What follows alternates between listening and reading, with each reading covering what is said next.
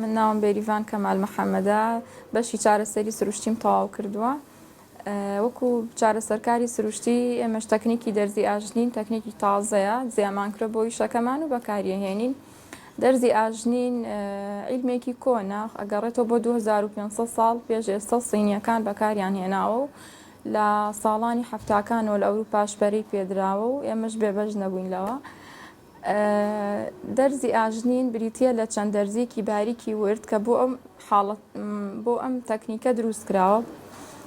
تا ئێستا نەزانراوە میکانیزمی ئیشکردنی ئەم دەرزیە چۆنە، بەڵام بەپێی چەند بیردۆزێک ئەڵێن کە کارەکاتە سەر هۆرمۆنی ئیندۆرفین، دەردانی هۆرمۆنی ئیندۆرفین زێ ئاکات و ئەمەش خۆی بۆ خۆی چارەسەرێکی ئازارشکێنێکی سروشتیە و خاڵێکی تر هروژمی خوێن بۆ شوێنە زیاکات کە هەر شوێنێک خوێن زۆر بۆی ڕۆژدەوە ئازار کەمەکاتەوە ئیتر زیندوێتی ئەیاتەوە بۆ شوێنە.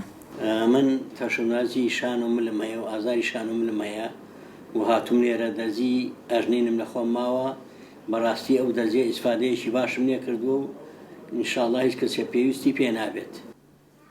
چارەسەرێکی بێ ئازارە، ئازارێکی ئەتوانین بڵین هەر نیەتی ئازارێکی زۆر کەمی هەیە. دەرزی ئاژنین بۆ ئازاری سەرئێشە و شەقیقە سوودی زۆر لێبینراوە و بۆ هەنێک حاڵەتی قورحەی مەعیدە و قۆڵۆن و دوانزەگرێ و هەنێک کێشەکانی هەرس و بۆ هەنێک حاڵەتی نەزۆکی بەکارەهێنرێ و لە جوانکاریشا بەکارەهێنرێ و ئیسفادەی لێکراوە. بۆ ئازاری سوڵی مانگانە ئیسفادەی لێکراوە.